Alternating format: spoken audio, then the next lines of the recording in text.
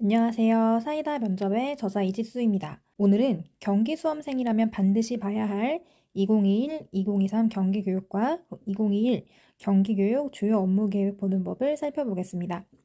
지금까지 이 두 문서로 공부하고 계신 분들, 내가 잘하고 있는지 체크 한번 해보시고 아직 문서를 보지 않으셨던 분들이라면 이 방법을 참고하여 봐주시면 큰 도움이 될 것이라고 확신합니다. 그러면 먼저 2021, 2023 경기교육 문서부터 살펴볼게요. 2021, 2023 경기교육 문서는 2021년부터 2023년까지 경기교육에서 지향하고 있는 방향성을 담은 문서입니다.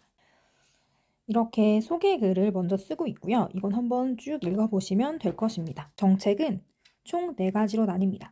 2021년부터 3년까지 이 4가지의 정책을 집중적으로 추진을 하겠다는 건데요. 정책 1번, 학생 한 명 한 명의 삶과 더 깊이 만난다. 그리고 정책 2번, 교육과정의 내용과 운영을 다양화한다. 정책 3번, 학생의 배움을 학교에서 마을로 미래를 확장한다. 그리고 정책 4는 현장과 적극적으로 소통하는 행정을 구현한다입니다. 그러니까 일단 이 4번은요. 교육 행정 부분이니까 사실 우리 수험생이 볼 내용은 아닙니다. 그래서 정책 1, 2, 3 이 세 가지에 초점을 맞춰서 살펴보시면 돼요. 제가 작년에 경기교육 문서를 분석을 했는데요. 결국 관통하는 키워드는 딱 몇 가지로 나눌 수가 있습니다. 그 영상을 꼭 참고해 주시길 바라겠고요. 여기서도 그냥 간략하게 소개를 하자면 첫 번째 정책은 일단 개개인의 학생에 주목을 하겠다는 겁니다. 예를 들어서 우리 2학년 5반 학급의 30번으로서의 그 학생이 아니라 이지수라는 그 학생 한 명에 초점을 맞춰서 교육을 한다는 거예요. 그러니까 단 한 명도 포기하지 않는 교육을 실현하겠다는 거죠.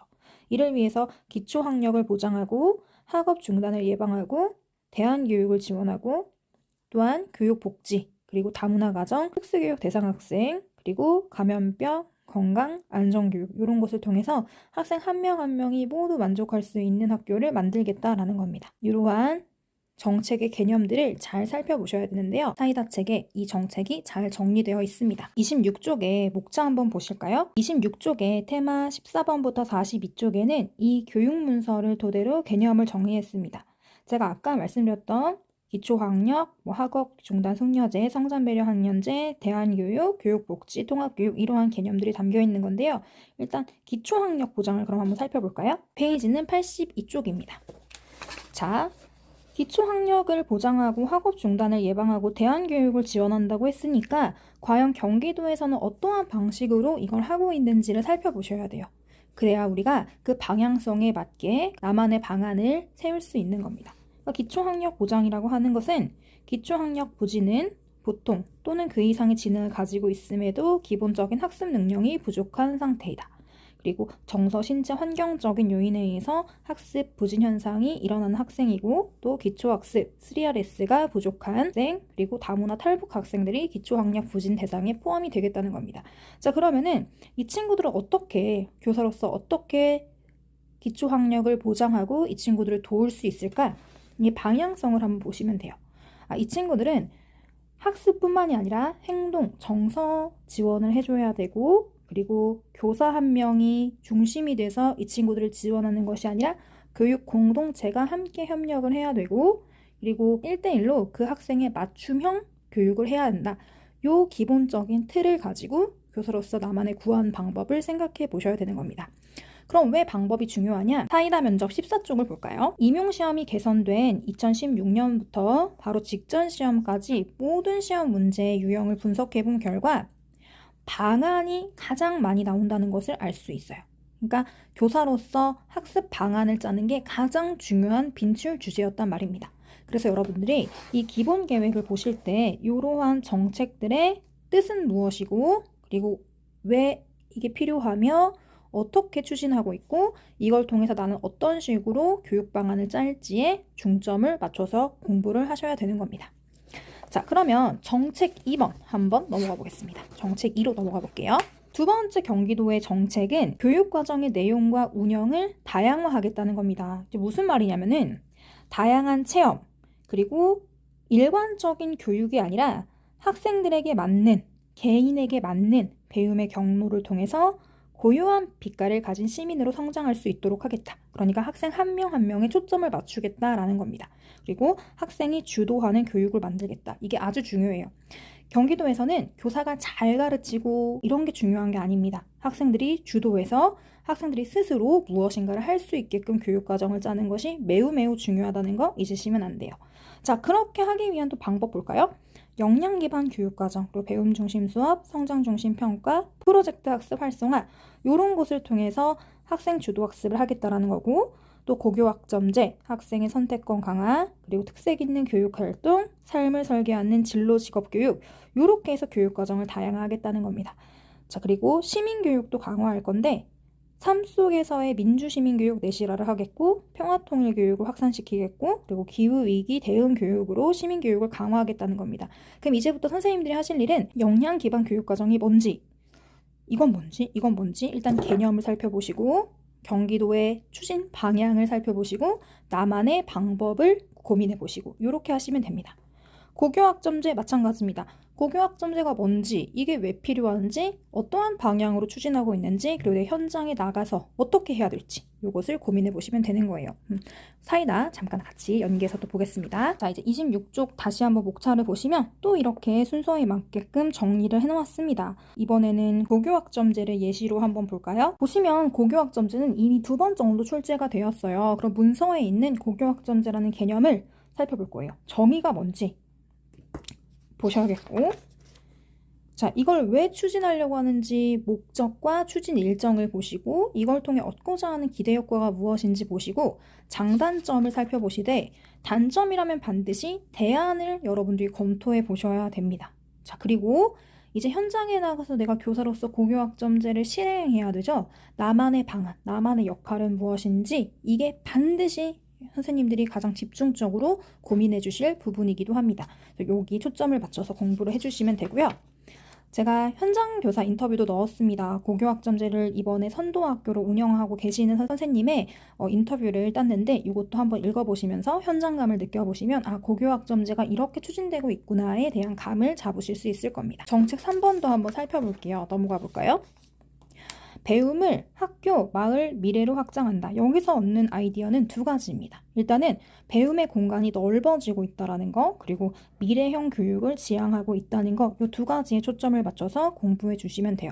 자, 그러면 배움의 공간을 확장한다, 그리고 미래형 교육이 뭘까? 이 2가지를 좀 고민해 보셔야 되는데, 일단 오른쪽 보시면 학생 자치가 굉장히 중요한 거다. 그리고 학부모의 참여를 중점적으로 고민하고 있구나.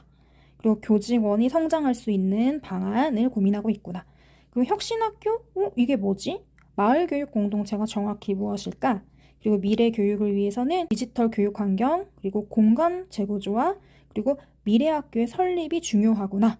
여기에 초점을 맞춰서 이 관련 개념들을 찾으시면서 공부하셔야 됩니다.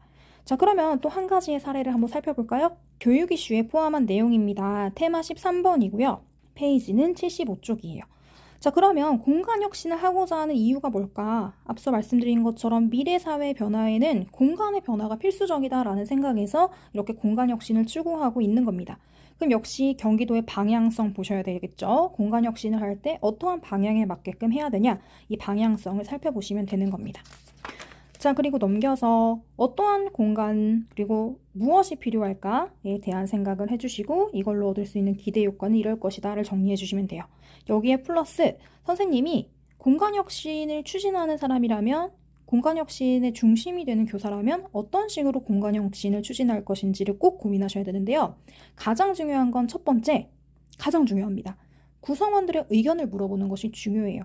그러니까 선생님 혼자서 공간을 이렇게 바꾸겠다라는 게 아니라 공동체한테 의견을 수렴해서 이렇게 얻은 결과를 통해서 업무를 추진하는 것, 그 의견을 모으는 것이 가장 중요하다. 고민해 보시고요. 그리고 선생님이 나의 교과에서, 그리고 나만의 공간, 보건실, 도서관, 급식실, 이런 나만의 교육 공간을, 나의 교육 공간을 어떻게 재구성하고 싶은지 역시 선생님의 아이디어도 꼭 고민해 보셔야 됩니다. 자, 이렇게 해서 정책을 보는 법을 소개를 해드렸어요. 그럼 다음으로 2021 경기교육 주요 업무 계획은 어떻게 보는지 살펴보겠습니다. 일단 큰 골격은요, 앞에서 살펴봤던 2021, 2023 경기교육을 보는 것과 동일합니다. 그런데 이건 2021년에 중점적으로 실천할 내용을 담아놓은 문서이기 때문에 약간 더 디테일해요. 정책은 역시 4가지이고요. 그런데 4번은 행정적 문제이기 때문에 우리는 정책 3개만 주목해서 보면 된다고 말씀드렸습니다. 일단은 여러분 12페이지를 볼게요. 이거는 앞서 봤던 문서의 내용과 동일합니다. 쭉 보시면 좀 이제 눈에 익죠? 넘기셔서 2021 경기교육 주요 업무 계획은 앞에서 3년 계획을 짰잖아요. 그 중에서도 2021년에는 이런 것에 조금 초점을 맞춰서 살펴보겠다 하는 문서입니다. 이제 2022년 계획이 시작되었으니까 그 주요 업무 계획이 업그레이드 되겠죠. 그래서 우선은 이걸로 공부하시고 업무 계획이 바뀌면은 바뀐 부분에 중점을 맞춰서 그 바뀐 부분만 공부를 하시면 됩니다. 자, 그런데요. 이거는 그냥 정말 1차 필기시험을 공부하듯이 이것을 다 외우는 것이 아닙니다, 여러분. 면접은요, 구두로 보는 구술시험이에요. 그리고 제한시간이라는 게 존재합니다.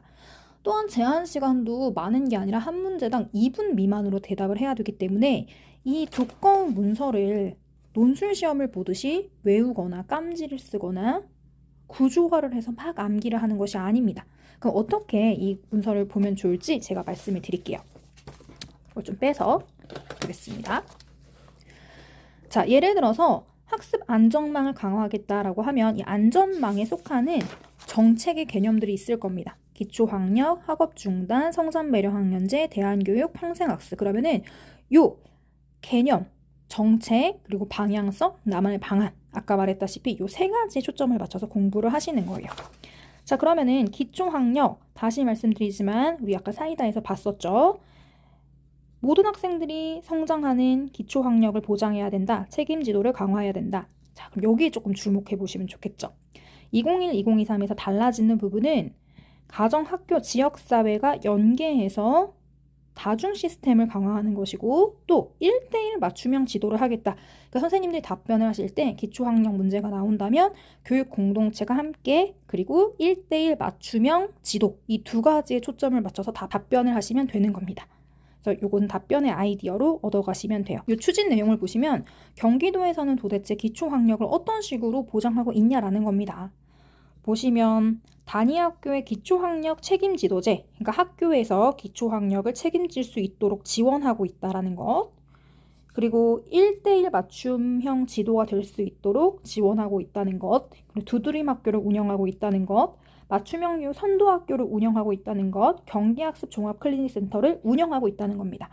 그러니까 이것도 답변의 소스가 될 수 있는 거죠. 기초학력 보장을 위해서 너 어떻게 할래? 너의 방안을 얘기해봐 라고 했을 때 저는 첫 번째 지역사회 가정과 연대에서 학생들을 총체적으로 공동체가 같이 지원을 하겠습니다. 두 번째, 학생의 특성에 걸맞도록 1대1로 맞춤 지도를 하겠습니다. 뿐만 아니라 경기도에는 두드림 학교, 그리고 맞춤형 교육 선도학교, 그리고 학습 종합 클리닉 센터가 운영되고 있습니다.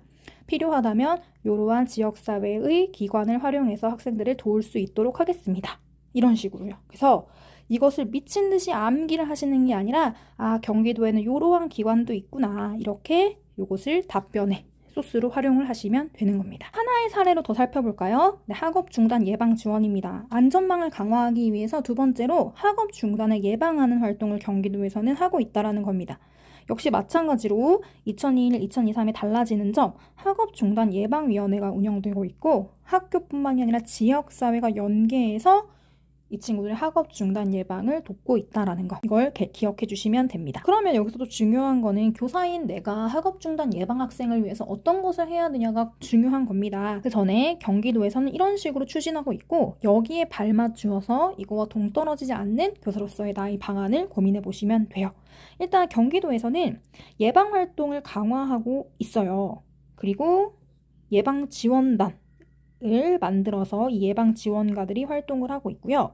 그리고 지역협의체도 운영하고 있고 또 원격 연수를 통해서 교원의 역량을 강화시키는 일을 하고 있습니다. 이건 다 교육청에서 하고 있는 일이기 때문에 우리가 할 수 있는 게 아니에요. 그냥 방향성만 보시면 돼요. 경기도 교육청에선 요런 방향성에 따라서 업무를 추진하고 있구나. 그러니까 요것과 같이 발맞추어서 한번 해봐야겠다. 이런 식으로요. 자, 그리고 학업 중단 숙려제와 꿈키운 멘토단이 있다. 그러면 학업 중단 숙려제가 뭘지 이 제도는 조금 공부를 하셔야겠죠. 순서에 맞게 이제 15번의 학업 중단 숙려제를 보시고 학업 중단 숙려제가 무엇이고 어떤 학생을 대상으로 하는 건지 이 목적은 무엇이고 어떻게 운영하고 있는지를 사이다를 통해서 살펴보시면 되는 겁니다.